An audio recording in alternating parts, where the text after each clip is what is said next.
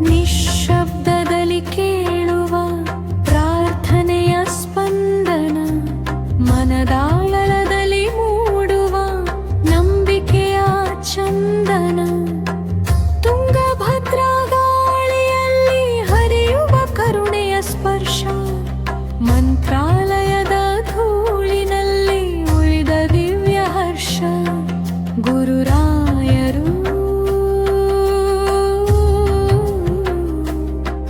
ಗುರುರಾಯರು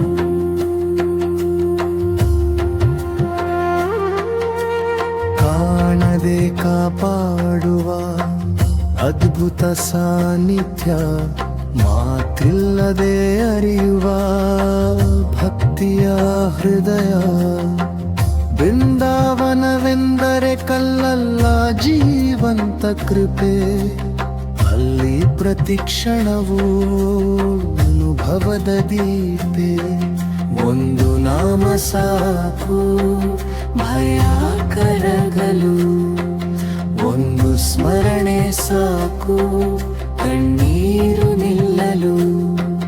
ಸಂಕಟದ ದಾರಿಯಲ್ಲಿ ದಾರಿದೀಪವಾಗುವ ದಯೆ, ಕುಸಿಯುವ ಮನದಲ್ಲಿ ಖೈರ ತುಂಬುವ ಶ್ರದ್ಧೆ.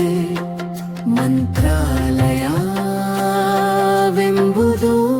ಸ್ಥಳವಲ್ಲ, ಅದು ಭಕ್ತಿಯ ಉಸಿರು.